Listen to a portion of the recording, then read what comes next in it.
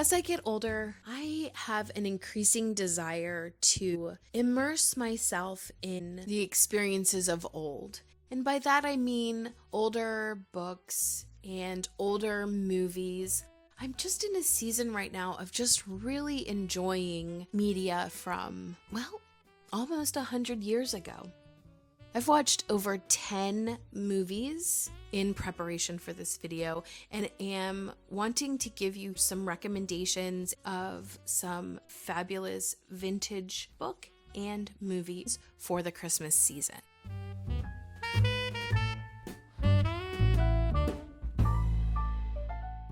And for the categories, I've decided to go with wholesome, misunderstanding, so like the miscommunication trope, and then a sort of quirky goblin category as well. So let's start with wholesome. So I've got 2 books to share in the wholesome category. And the first one is Louisa May Alcott's Christmas Treasury. The editors have chosen 20 short stories to include in this treasury book. A couple that I wanted to highlight that I really enjoyed. The first one is Kate's Choice. It reminds me a lot of Rosenbloom and 8 Cousins, where you have this orphan who comes and lives with family. I do think Kate comes with means, and so she's not like a poor relative that just shows up. She has a choice, and so I loved that short story. I also loved Mrs. Podger's Teapot, mostly because as I age, I enjoy stories where you have characters who are closer to my age. And Mrs. Podger's Teapot gives us 2 characters who are middle-aged, who are exploring the options of love around them. And so I loved that Louisa May Alcott included slightly older characters. And then there's also Rosa's Table, and this is actually from the perspective of a horse. So I think there is some mistreatment, very similar to like Black Beauty, but just as many of Louisa May Alcott's stories have happily ever after endings, so does this one. So I just love the creativity of the horse's perspective. There are also stories in here that feel a little bit autobiographical about nurses during the Civil War. And so it's just a nice, cozy book that you don't need to have a big time commitment. You could just choose to read a story when you have the time. So the next story that I want to highlight is The Romance of a Christmas Card. And this is by Kate Douglas Wiggins, who wrote Rebecca of Sunnybrook Farm, as well as those sequels, and then actually other stories as well. She does have other Christmas stories that I have not yet read, but this is one that I just find really epitomizes the wholesome nature of older writing styles. So one thing that's lovely about this cover is that it is emulating the Christmas card that is part of the story in the book. The front of this also has the Christmas card with the poem. There's actually some cute letters that go from the writer to the publisher about this. And in this story, we have a pastor whose second wife is just a delight. And she's older. She and the pastor are older. And so I love the second marriage as life is kind of continuing on story. But they have young people in their life, including his son, the pastor's son, by a first marriage.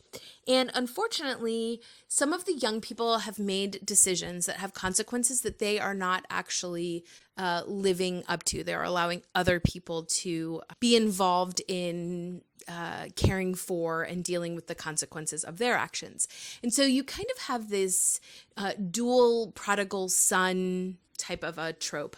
But the story itself is just so sweet and wholesome. The book looks pretty thick, but the print is pretty big. And so it is not a book that would take a long time to read.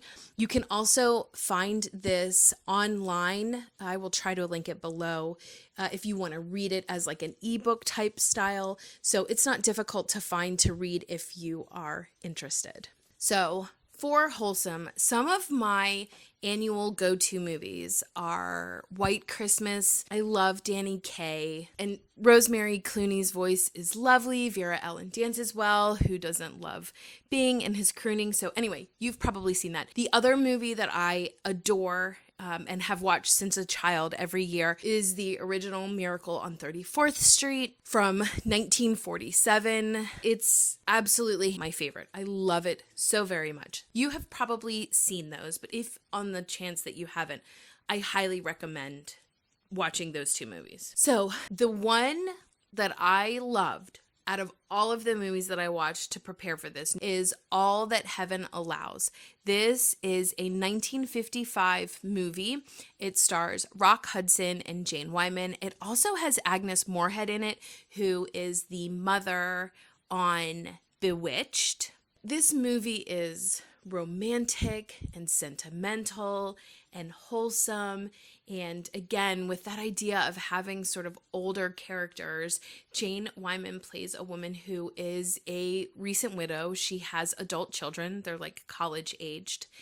And she has a young man who is part of a landscaping firm that has taken care of the outside of their property for years. His father ran it, and then now he is running it. And she and he develop a friendship. It is just full of beautiful cinematography. The settings are lovely. It's like in a Vermont mill, and it's really perfect for that autumn into winter transition, but it does have Christmas scenes in it. And so I just think I love it so much. I will say this, I had to buy the All That Heaven Allows DVD. So you may not be able to find it streaming where you are, and you may have to see if your library has it, or maybe have to buy the DVD. I'm hoping that it comes back into being accessible. It's just so lovely and one of my favorite movies at this point. So the next movie that I have to share was a surprise to me. So I watched the 1949 Little Women. So I grew up watching the one from, I think, 1994. I know there is a newer one. I know I've seen the very older one that I think is in the 30s that's black and white. But this 1949 version has been colorized and just starts out with this beautiful Christmas snowy scene. I actually really enjoyed the interpretation of the book and all of the plot pieces and the character interactions. This version actually has Elizabeth Taylor as Amy, and they made Beth the youngest, which deviates from the story, but it worked really well. Elizabeth Taylor even went to sleep with the clip on her nose because she wanted her nose to be pretty like Amy does. I loved the outfits. There wasn't a lot of interaction with Laurie and Amy. That also was a little bit different maybe than what the more modern ones are that really try to explain why Joe and Laurie don't end up together. But the dresses were beautiful. I loved Meg's romantic development. All of that part was wonderful. And so again, I hadn't seen it prior to this year and just really was pleasantly surprised and find it to be a movie that I would be happy to come back to each Christmas season. My next favorite wholesome movie that I was just discovered this year is It Happened on Fifth Avenue. So this was released in 1947. It is pretty long. It's at about 2 hours. I think that's the only thing that I would say makes it not be something that's an absolute favorite is it was a little bit long. I think it probably could have shaved off some time. There was a little bit of lagging in the middle of it. But this movie is funny, it's romantic, there is a misunderstanding trope in this. It has Daniel Defoe and Victor Moore. Daniel Defoe was so funny. We just have this character McKeever who is homeless, and he switches off in the winter and the summer and moves to this very wealthy man's house, but the wealthy man doesn't know it. He's figured out a way in. He lives in there in a certain season while the wealthy man is down in his other property. McKeever this season ends up collecting a whole bunch of unusual characters. It really does become a comedy of errors. I love that it had this deeper theme of supporting veterans and also addressing the housing crisis that occurred once we had all of these men come home and want to start families, and just really creatively brought that into the plot. It was beautiful, found family kind of a feeling, and just a lovely movie. Okay, the last one, I mentioned this on Instagram. I had not heard of this. This is a Jim Henson Muppets movie. It is called Emmett Otter's Jug Band Christmas. This was released in 1977. It is a book by the Hobans. I think they're a husband and wife team that did illustrating. And we've read as a family in our homeschool some books by them, but I had not ever come across this particular story. But it's really lovely. It's about an otter and his mother living in a very poor community.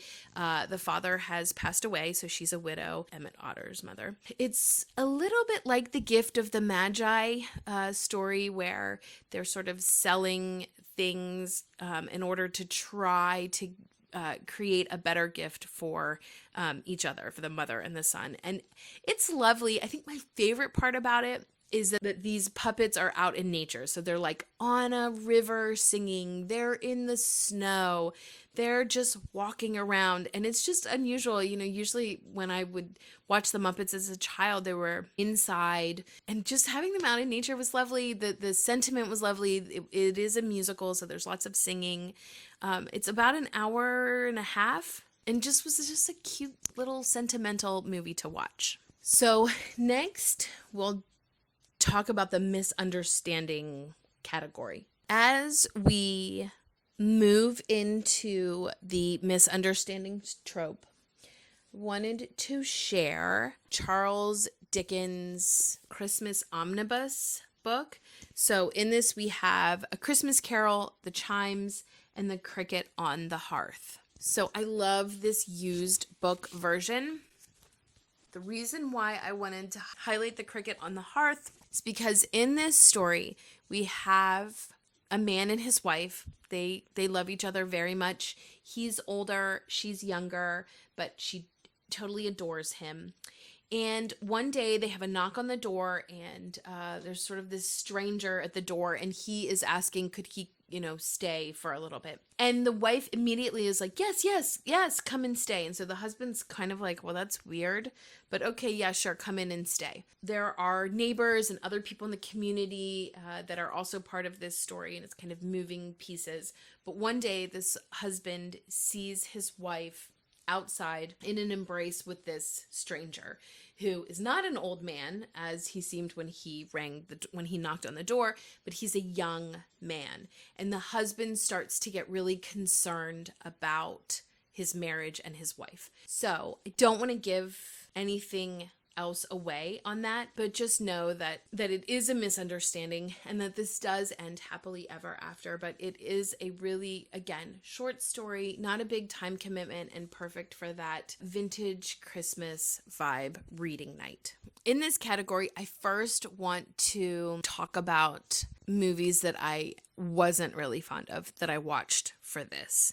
And I've realized that most of the movies that I absolutely loved fall in that wholesome category, whereas most of the movies that I didn't really like fell into the misunderstanding, miscommunication trope. So I may just not like that trope in general, but let me just share really quickly the movies that I watched and I would say I probably will not watch again. So the first one is The Shop Around the Corner. So this is a black and white movie. It's set in Budapest, which I don't know why they had it set in Budapest, because nobody had an accent. You really felt like you were just in like some town in America. So I'm not sure why they set the movie up to be that way. This was about 107 minutes. So again, a little bit long. It was released in 1940. It has Frank Morgan, who is the Wizard of Oz. When he was talking, I was really kind of having a hard time remembering that like he wasn't the Wizard of Oz in this movie. He actually is the shop owner. Jimmy Stewart is managing the shop. The first half of this movie is very dark. There's infidelity. There is self-harm attempts. It's just very dark. I am not a big fan of It's a Wonderful Life, and that's really an understatement. I do not like It's a Wonderful Life. I will probably never watch It's a Wonderful Life ever again for a variety of reasons, but I sort of thought that it was just the plot. But I started to get concerned after I watched The Shop Around the Corner that maybe it was Jimmy Stewart that I just wasn't fond of, because I did not like his character in that movie. So the miscommunication is he's been writing to his secret pen pal that he's fallen in love with, and that person ends up coming into the shop and trying to find a job. And he knows who it is and does not divulge that to her. And I just didn't like that part. So at that point, I'm like kind of concerned about, well, maybe I just don't like Jimmy Stewart movies. Maybe the movies that he's choosing kind of have this dark undertone to them. And then the second movie, which may be a hot take, is I did not like Christmas in Connecticut. This is a 1945 movie. It's about an hour and 40 minutes long, so the timing is perfect. It's not too short, it's not too long. It had lovely music. It had farm animals. Like there's this really cute scene with this brown Jersey cow that's just adorable. It had wonderful descriptions of food. There was like this comedy of errors of like people coming and going, like the door would open and someone come in and someone else would leave and the door would shut, and then there was a lot of moving parts and pieces where you're like, oh no, they're gonna discover X, Y, and Z is happening, and there was just a lot going on. Oddly, there was a jail scene, but we didn't actually ever see them in jail. It was just supposed to happen anyway. That was not the part that I really wasn't fond of. What I didn't like is throughout this movie, one of the miscommunication parts to this is that the main character is telling everyone she's married. And the man who's supposed to be her husband is around. They're actually at his house. But she's not actually married. And she's falling in love with another character. And this other character seems to be falling in love with her. And it just bothered me. I realized that she wasn't actually married. But knowing that, I believe in the sanctity of marriage, to have someone think like, oh, you're married, but you're going out with them and you're dancing with them. I just think I would want that male character to really kind of draw the line at some point and say, this is not appropriate because you're married. And it didn't happen, which I realize that's probably not a big deal to a lot of people. But for me, I just really could not enjoy the movie because I kept thinking like, why are we not saying something about like, this isn't really appropriate considering you're married, even though she wasn't. But I do have a movie to suggest with a similar kind of a theme, but I think it was done well, and that is The Bishop's Wife. This is a 1947 movie. It has Cary Grant in it, which I'm a Rock Hudson, Cary Grant kind of a girl, much more so than Jimmy Stewart, which I know we've established. So having Cary Grant in it is already like, this is a good movie. So in this movie, we have a family, and the bishop is the male head of the family. And he's very busy. He's wants to do all of the right things. He's really prioritizing everything but his marriage. And Cary Grant comes to visit, and he is there to really kind of help the bishop in his family life. And so he ends up spending time with the bishop's wife. He does start to have feelings for this woman, but I just think it's done in a more innocent way, in that Cary Grant's character knows that she's married. He knows what his mission is. He knows what his priority is. And you see him struggle mightily with it. And you see the confusion on the woman's part of what's going on too. But ultimately, they do the right thing. And it's still beautiful. There's beautiful scenery. There's a lot of Christmas scenes and snow scenes and ice skating and all of that. But we do see a little bit more respect for the fact that she is married. So the next category is goblins and sort of like quirky Christmas kind of movies and books. So I did want to share for quirky, we've got The Nutcracker. And this is, the original is by E.T.A. Hoffman. I did a whole video last year on retellings and comparing the original to, even Alexander Dumas did a retelling, but it really was very, very similar. A little bit more focus, I think, on the candy part of it than just the oddness of E.T.A. Hoffman's. So there are old vintage retellings as well as just the original. This is such a quirky story. It's so odd. And it always intrigues me when modern writers try to do retellings because it's such an odd story to try to retell that a lot of times you have to leave different parts and pieces of it in the original and just kind of go down the path of Tchaikovsky's ballet version. That's the one most people know and is easier to do a retelling. We also have this Christmas Carol, which again is the original kind of ghosty goblin story for Christmas. I even have the little Lego creation of the book.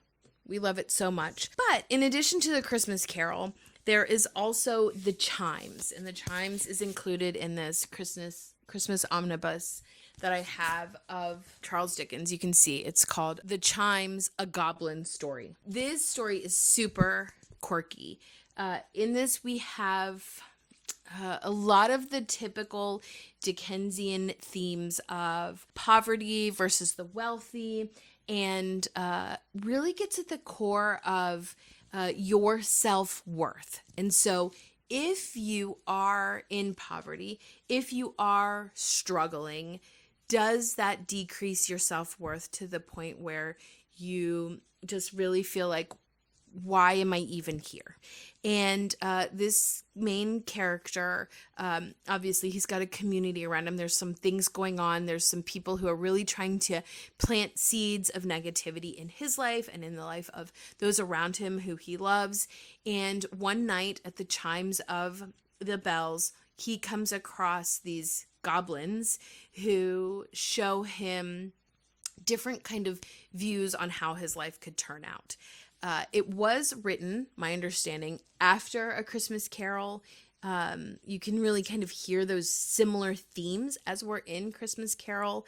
But I had not heard of the Chimes before I found this book earlier this year. I had heard of The Cricket on the Hearth. So I think The Cricket on the Hearth is more well known and it's less disturbing, I think, than the Chimes is. But if you're into that sort of thing of, goblin-y, ghosty kind of nighttime reading by candlelight, this is a worthy tale to try.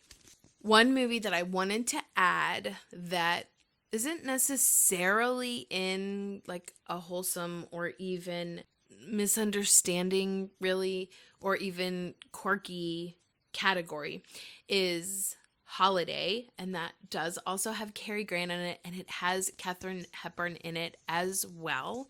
Two of some of my favorite older actors. The Holiday is, not very long. It's about 95 minutes, and it is, I think, the oldest movie that I'm recommending in this video. It was came out in 1938, so it is in black and white. The reason why I wanted to mention it is I really liked it. It does, I think, really encompass the Dickensian idea of choosing a life that has meaning in it. In this movie, a lot of discussion about the decisions that you make to be wealthy, and the decisions that you make to get yourself out of poverty. And again, I think it really dives into that self-worth. If you're making decisions based on making wealth, then your concept of yourself changes because you've made decisions and changed yourself based on outcomes that you think will happen or that other people want for you. And this movie really gets at the core of that. So in this, Cary Grant's character falls in love with this beautiful socialite, basically very wealthy. He doesn't realize it at the time. She gives him her address to come and see her after they get back. They met like off Lake Placid. He comes to her house and he's like, do you work here? She never told him that she was wealthy. He ends up being tempted to fall into this trap of building this life of wealth. And he talked about, if we start our marriage and our life together with all of these trappings, we're just weighed down. It's that much harder to get out and to live the life that I really want to lead. Katharine Hepburn is in it. She's sold as the black sheep of the family. So even though she's very much a part of the family, she really also seems to be dissatisfied with this wealthy life. It starts at Christmas, and then there's a big scenes that happen around New Year's Eve. So perfect for this time of year. The next really quirky story is The Life and Adventures of Santa Claus by L. Frank Baum. I've marked these pages, youth, and we have manhood, and then we have old age. So of course, Frank Baum was the original writer of The Wizard of Oz. And this is his attempt at an origin story for Santa Claus. But it really does get weird as Santa Claus is going from childhood into manhood. There are immortals, there are enemies. So like there's the great battle between good and evil, which Santa Claus is not a part of. He's like adjacent to that. But there's little stories in here about how the reindeer are involved. It explains why Santa makes toys, why he comes down the chimney, all of that. But there are some odd elements to this, but just so fun, and it makes you laugh, and really helps you to appreciate Frank Baum's creativity, and just a really cute, quirky story. So the movie that goes with quirky Goblin theme is Bell, Book, and Candle. This is a 1958 movie that was about 106 minutes. This has Kim Novak as the main female character and Jimmy Stewart. This movie, even though it was 1958, to me, when I looked at it, I could have sworn it was early 60s. Their outfits are very 60s. The hairstyle, at least in my perspective of what the 60s were. If you watch the Good Witch TV show, I'm not sure about the movies because I haven't seen those, but the TV show, the main character has a shop that's called the Bell, Book, and Candle. So when I saw this, I was like, oh, that's so creative that they took the name of her shop from this movie, because this movie is a Christmas witch movie. Supposedly, this was the inspiration for Bewitched. I believe the brother in Bell, Book, and Candle is also a brother in The Holiday. So maybe his lot in life was just to play the brother characters. There is this whole community of witches, I think in New York City, that humans don't know about, and they have to keep it hidden. And there's all these rules. So our main character, Kim Novak's character, has a familiar that is a cat called Pyewacket, who I really love so much. This witch community, it's like there's all these rules, like witches can't cry, witches can't fall in love. Well, our main female character really is kind of feeling dissatisfied with her witchy life, and in comes Jimmy Stewart into her life. She owns a shop one Christmas Eve night, and they have this magical night, and he falls in love with her. It seems like there's probably a little bit of spell casting going on there that maybe causes that, and he uproots his entire life in order to be with her, not realizing who she really is. And so we just kind of go through the whole process of them getting to know each other and him kind of realizing what's going on. And there's this side plot with a writer who's trying to find more out about the witch community. And it's just a fun, again, very quirky movie. Once again, in the video with cold tea. Let me know of the vintage movies, Christmas movies that you would recommend. Also, let me know if there are movies that I've mentioned here that I said I maybe wasn't really fond of, but that you love. I would love to hear alternate opinions and viewpoints on all of this. And then also, if you have books to recommend as well for that kind of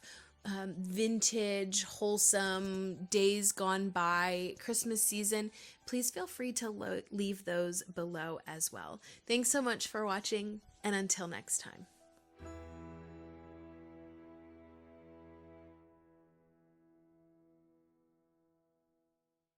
Am I giving away a spoiler there?